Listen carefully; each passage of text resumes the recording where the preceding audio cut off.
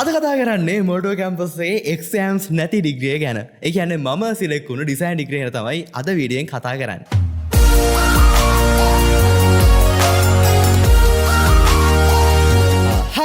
හයි ඉතින් ඔයා මේ channel එකට නම් හයි මම CPO. අපි මේ channel එක කතා කරනවා ඔයගේ life එක level up කරන්න ඕන දේවල් හැම දෙයක්ම. හරි.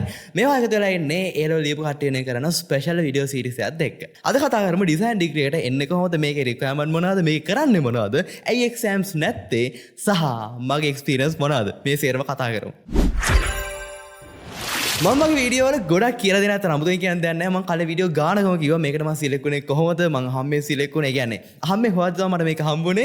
හෑන්ඩ්බුක් එකේ කියවද්දි මුල්ලක තමයි තිබ්බේ මෙන්න මෙහෙම ඩිසයින් ඩිග්‍රියක් කියලා. ඊවරේ මට මේ ගැන කියපු කෙනත් කිව්වේ මේ ග්‍රැෆික් ඩිසයින් ඩිග්‍රියක් තියෙනවා, ගිහින් ඇප්ලයි කරලා බලන්න කියලා කිව්වා. හැබැයි මේකට ආවට පස්සේ තමයි ඇත්තටම මම දන්නේ මේක ඇත්තටම ග්‍රැෆික් ඩිසයින් විතරක් නෙමෙයි, මීට වඩා ගොඩක් ඉන් ඩෙප්ත් යන ඩිග්‍රියක් කියලා. මේ ඩිග්‍රියට ආවට පස්සේ මගේ ලයිෆ් එක ගොඩක් වෙනස් වුණා.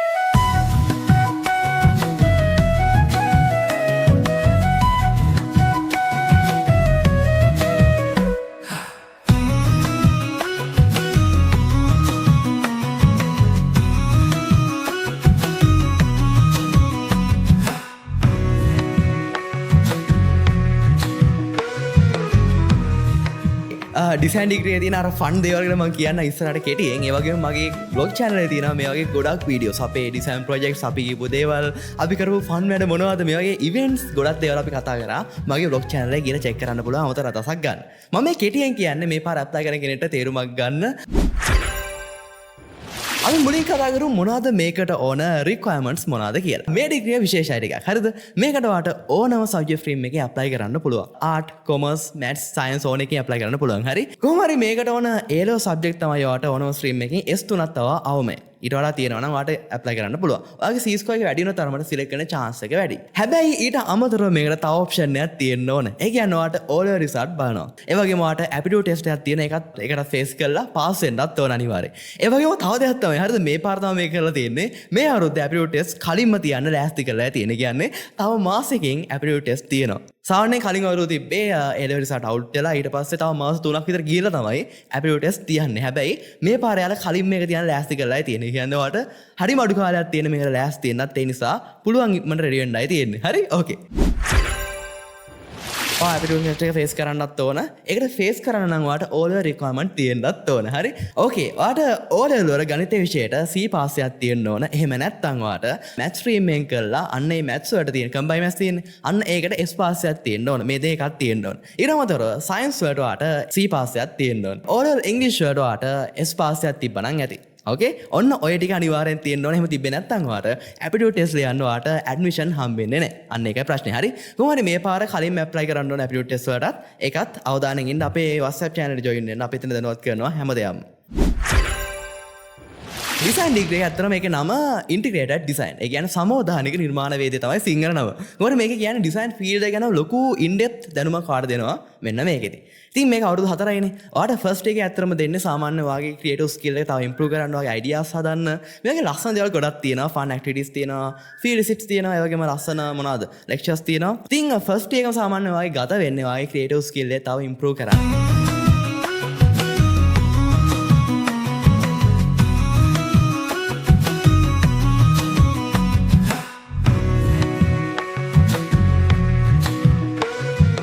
ඊට පස්සේ ඔයාලට පුළුවන් සෙකන්ඩ් ඩේ එකෙන් පස්සේ ඔයා කැමති ස්ට්‍රීම් එකකට ස්පෙෂලායිස් වෙන්න පුළුවන්. ඒ කියන්නේ ඔයාලට පුළුවන් එක්ක ෆැෂන් ඩිසයින් සයිඩ් එකට ස්පෙෂලායිස් වෙන්න, නැත්නම් ඔයාලට පුළුවන් ප්‍රොඩක්ට් ඩිසයින් සයිඩ් එකට ස්පෙෂලායිස් වෙන්න, නැත්නම් පුළුවන් ඔයාලට media and communication design side එකට ස්පෙෂලායිස් වෙන්න. මේ සයිඩ් තුනෙන් එකට ඔයාගේ කැමැත්ත අනුව ඔයාලට ස්පෙෂලායිස් වෙන්න පුළුවන්. දැන් ඔයාලට තේරුම් ගන්න බෑ මොන පැත්තට මම කැමති, මොන පැත්තට දක්ෂ. අන්න ඒක තේරුම් ගන්න ඔයාලට ඇත්තම ඩිසයින් ප්‍රොජෙක්ට්ස් ගණනාවක් තියෙනවා.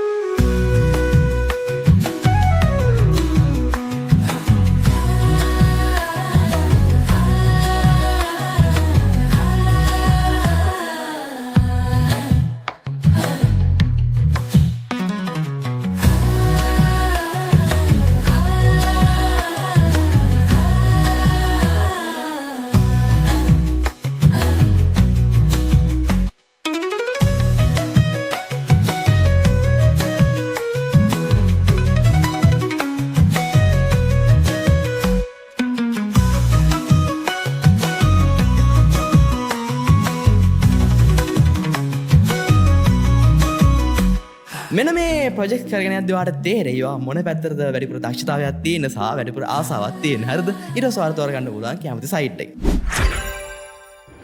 මංගරකි අපිට තියෙන එක ඩිසයින් ප්‍රොජෙක්ට්ස් මේක තමයි ඇත්තටම අපේ ඩිග්‍රී එකේ මේන්ම පාර්ට් එක. හරි. එතකොට මෙතනින් තමයි ඔයාගේ GPA එක හැදෙන්න ලකුණු හම්බ වෙන්නේ. මේන්ලිම. ඒ වගේම ඔයාලට තියෙන අර අමතර ලෙක්චර්ස් එහෙම තියෙන්නේ මෙන්න මේකට හෙල්ප් එකක් වෙන විදිහට. හරිද? අපිට තිබ්බා පළවෙනි ඩිසයින් ප්‍රොජෙක්ට් එක. අපි කට්ටිය වැඩි අඳුරන්නේ නැහැ. කොහොමද අපි එක්කගෙන ගියා. අනුරාධපුරේ රන්වන්සුවෙන් තමයි ප්‍රොජෙක්ට් එක තිබ්බේ. කොහොමරි ෆන් ප්‍රොජෙක්ට් එකක් මම වෙනම බ්ලොග් එකක් කරා ඒක ගැන ඔයාලට කිම් බලන්න පුළුවන්.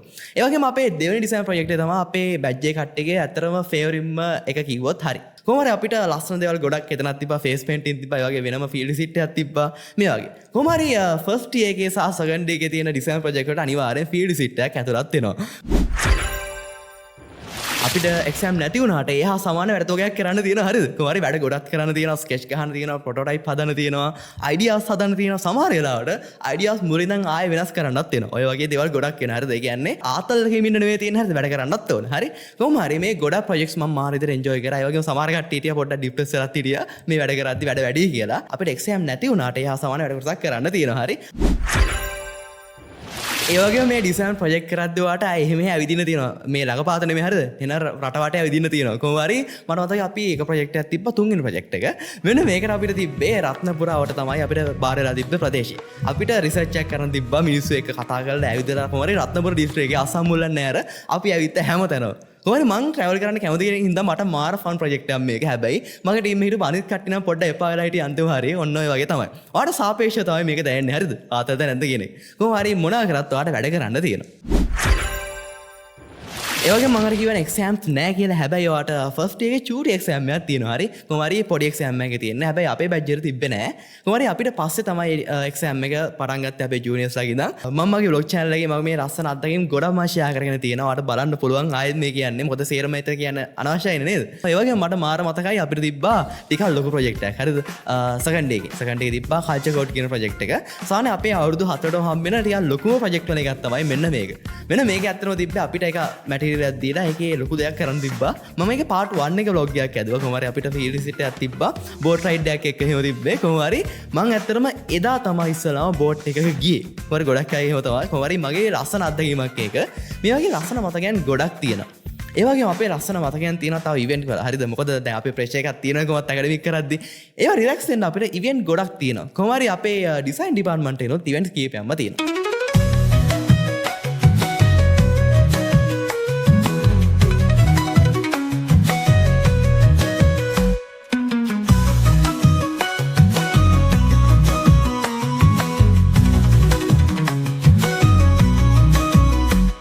ඊළඟට දැන් මේකට සිලෙක්ට් වෙන මං කිව්වේ ඇපිටියුඩ් ටෙස්ට් එක ලියන්න ඕන කියලා. ඒ කියන්නේ යෝග්‍යතා පරීක්ෂණයක් ලියන්නම ඕන. තව දෙයක් තමයි ඔයාට C ස්කෝර් එක කොච්චර තිබ්බත් ඔයාට මේ ඇපිටියුඩ් ටෙස්ට් එකේ ලකුණු මදි නැහැ. කියන්නේ පාස් වෙන්න බැරි වුණොත් ඔයාට සිලෙක්ට් වෙන්න හැකියාවක් නැහැ. අන්න එහෙම ප්‍රශ්නයක් තියෙනවා. හරි. ඒ නිසා අනිවාර්යෙන් ඇපිටියුඩ් ටෙස්ට් එක ෆේස් කරලා හොඳට ලකුණක් ගන්නත් ඕන. කොහොම හරි මේ අවුරුද්දේ කියන්නේ 2024 ඒරෝ ලියන කට්ටිය වෙනුවෙන් ඔන්න ඇපිටියුඩ් ටෙස්ට් තියෙන දවස නිකුත් කරලා තියෙනවා මේ වෙද්දි. කැම්පස් එකේ වෙබ්සයිට් එකෙන් බලා ගන්න පුළුවන්. ලින්ක් එක තියෙනවා ඩිස්ක්‍රිප්ෂන් එකේ. කොහොම හරි මැයි මාසේ අග තමයි මේ ටෙස්ට් එක තියන්නේ. කියන්නේ ඔයාලට මාසයක් තමයි තියෙන්නේ රෙඩි වෙන්න හරිද? ඒ වගේම මෙන්න මේකට ඇප්ලයි කරන කට්ටිය ඇපිටියුඩ් ටෙස්ට් එකට ඇප්ලයි කරන කට්ටිය කැම්පස් එකේ වෙබ්සයිට් එකේ රෙජිස්ටර් වෙන්නත් ඕන මෙන්න මේ මාසේ 14ට කලින් හරිද?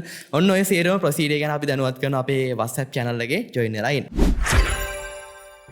දැන් මේ ඇපිටියුඩ් ටෙස්ට් එකට මොනවද එන්නේ? ඩිසයින් කියන්නේ ක්‍රියේටිව් ඩිග්‍රී එකක්. ඔයාගේ ක්‍රියේටිව් ස්කිල් එක තියෙනවා නම් ඔයාලට මාර ලේසි මේකේ වැඩ කරගෙන යන්න. කටපාඩම් කරලා ගොඩ යන්න අමාරුයි. හරි? ක්‍රියේටිව් ස්කිල් එක තියෙන්න ඕන. කොහොම හරි මෙන්න මේක චෙක් කරන්න තමයි මෙයාලා මේ ටෙස්ට් එක තියන්නේ. කට්ටිය හරිදම දෙයක් තියෙනවා මෙන්න මේක චිත්‍ර ඩිග්‍රියක් කියලා. නෑ චිත්‍ර විතරක් නෙමෙයි හරිද තියෙන්නේ. ඒ වගේම ඔයාලට චිත්‍ර හොඳටම අදින්න පුළුවන් වෙන්න ඕනේ නෑ මේක පාස් වෙන්න. ඔයාලට යම් කිසි ස්කිල් එකක් තියෙන්න ඕන. හරි? ඔයා වෙනස් විදිහට හිතන කෙනෙක්ද නැද්ද කියලා චෙක් කරන්න තමයි අතතර මේක දෙන්නේ. කොහොම හරි ඔයාගේ අයිඩියාස් ලස්සනට ඔයාලට පුළුවන් නම් ස්කෙච් කරලා පෙන්නන්න. ඒ ගානට ඔයාලට ස්කෙචින් හැකියාව තිබ්බනම් හොඳටම ඇති. ඔයාට ඕන ක්‍රියේටිව් ඇන්ඩ් ලොජිකල් මයින්ඩ්සෙට් එකක්. හරිනේ? ඒ වගේම මේ ටෙස්ට් එක එන්නේ ඉංග්‍රීසි වලින්. සිංහල ඇන්ඩ් තමිල් ට්‍රාන්ස්ලේෂන් එකක් දෙනවා. හැබැයි ඔයා ආන්සර්ස් ලියන්න ඕන ඉංග්‍රීසි වලින් තමයි.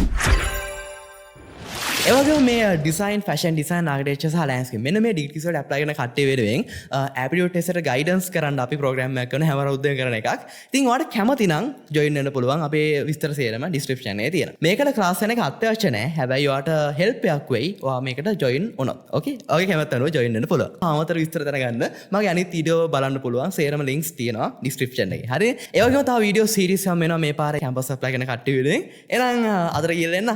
බයි.